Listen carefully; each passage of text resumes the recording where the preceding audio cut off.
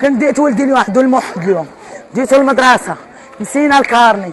نسى هو الكارني، كان نديرو في جيبو راح لي رجع للدار دا الكارني، واقف مع الدراري عند بياضه، خرجت جاي ما خارجش للشانطي ولدي، ما خارجش ولدي الشانطي، ولدي فوق بياضه في التراب، ما خارجش ولدي ما خارجش ولدي اللبيقه، خارج ولدي البياضه، واقف في البياضه، خرجتي عنده سكران ولا جاي من المناطق ولا ما حط منها حاره جاي، خرجتي عند ولدي ضربتيه ونزلتي من الطوموبيل وفاش قاعد الوليد ولا تشوفي شنو عنده، ذاك كتسب وكتردك برجليه، والله اعلم كره تضربوا برجليه، الله اعلم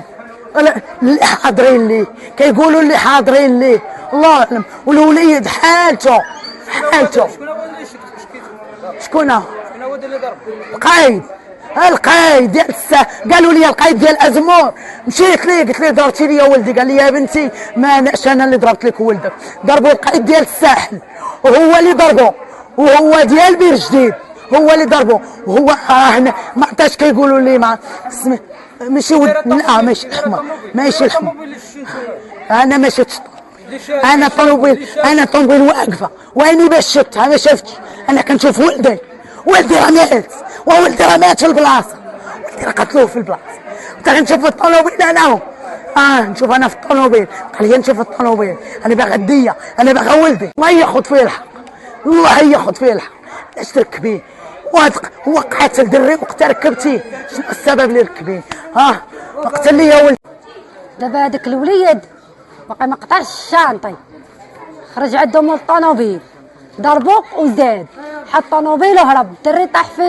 في البياضه، في التراب، في البياضه، وجهو عامر تراب، كلشي عامر تراب، ما كيدويش هذاك الدري، ما كيتنفنفش، ما كيهضرش نهائيا، فوق الدريجات الفوق، فوق الحجر الفوق، كيفاش ضربوا كيفاش تهزوا لاحم، شوف كحله كات كحله، ما عرفتش باقي ما قطعش، هو من الطوموبيل خرج عنده ضربه.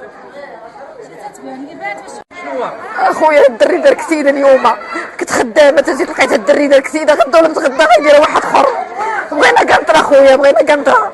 ياك كتجي تمو في الدراري، راجل مراه دريه، اي واحد كيطرا لهذا المشكل، شحال من واحد ميت هنايا، شحال من واحد، ديما كيموتوا فيها الناس، حنا كنضربوا بالقطره وخادين راجلين. بداية كنقدم التعازي ديال العائلة ديال الوليد، وفقدان طفل في هذا السن هذا حاجة صعيبة، وبالتالي هذه ماشي الحادثة الأولى ولا الثانية ولا هذا، بزاف ديال الحوادث وقعوا في الحي هذا، وفي هذاك الممر اللي حاليا يعرف اكتظاظ بالعربات. السبب هو الإغلاق ديال الجسر الأول، فبالتالي أصبح الضغط على هذه الطريق هذه، وهذا الضغط هذا زاد من الخطر على الساكنة ديال حي النور، فبالتالي يجب التفكير في إيجاد حل باش ما نبقاوش كل مرة نسمعوا وليد كيضيع العائلة ديالو وهذا، فما فيها باس يدار واحد العمود ديال الأضواء الثلاث، وكذلك ولا ما فيها باس يدار جسر معدني يأمن العبور ديال الساكنه، لان اكثر فئه معرضه للخطر هي الفئه ديال المسنين والاطفال، وهاد الناس هادو هنا تهموا راه يعني راه اصبح واحد حي سكني، فهو يعتبر يعني كيتوفر على كثافه سكانيه مهمه من المواطنين، فيجب على المسؤولين يلقاو حل لهذا المشكل هذا. راه ماشي كل مره يتضرب وليد ولا يتضرب راجل كبير ولا هذا، خاص يتلقى شي حل ضروري في اقرب وقت. وشكرا.